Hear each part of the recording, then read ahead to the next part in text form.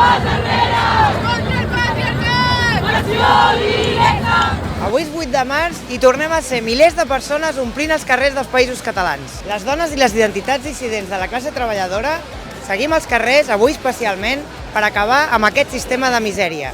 Apostem pel feminisme de classe, perquè nosaltres no volem jugar al joc que ens deixa el capitalisme.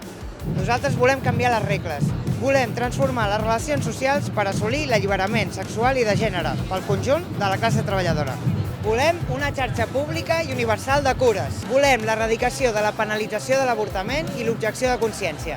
I tenim molt clar qui és el nostre enemic.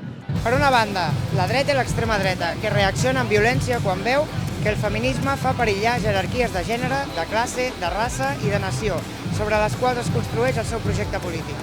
I per una altra, el socioliberalisme, que maquilla les seves polítiques amb feminisme tebi, però sense tocar les estructures de fons, sense transformar el sistema que genera les desigualtats. Nosaltres no farem ni un pas enrere.